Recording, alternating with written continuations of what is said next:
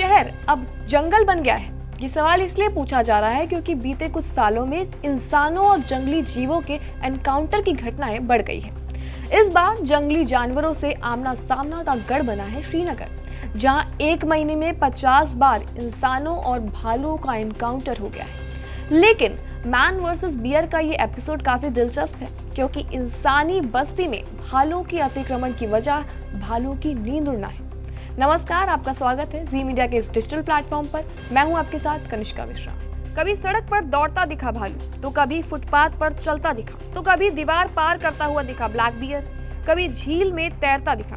बीते करीब एक महीने में मानो भालुओं ने श्रीनगर को अपना घर बना लिया है, क्योंकि यहाँ भालुओं का दिखना आम बात हो गई है। हालात ये हो गए हैं कि श्रीनगर में एक भालू 11 दिनों तक रिहायशी इलाकों में घूमता रहा।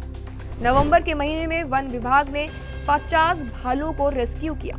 श्रीनगर में हालात ऐसे हो गए हैं कि वन विभाग को लोगों के लिए एडवाइजरी जारी करनी पड़ गई है। लोगों को सुनसान इलाकों में जाने से मना किया गया है क्योंकि 24 घंटे बियर अटैक का खतरा बना हुआ है। लेकिन सवाल तो ये उठता है कि आखिर श्रीनगर में अचानक मैन वर्सेस बियर का ये एपिसोड क्यों शुरू हो गया है? तो इसका जवाब है मौसम का बदलता पैटर्न।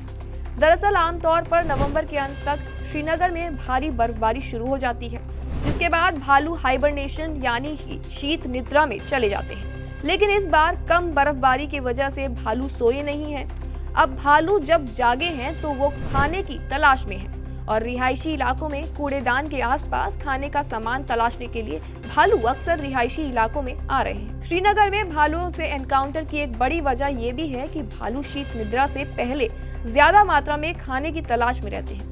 लेकिन श्रीनगर के जंगलों में अब भालुओं के लिए जंगली फल, मेवे और कीड़े मकोड़े कम पड़ रहे हैं। लिहाजा रिहायशी इलाकों के कूड़ेदान भालुओं के लिए खाने का स्रोत बनता जा रहा है। लेकिन इसी के साथ साथ इंसानों के आमना सामना का डर भी बढ़ता जा रहा है। इस साल अभी तक भालुओं के हमले में 15 से 20 लोगों की मौत हो चुकी है।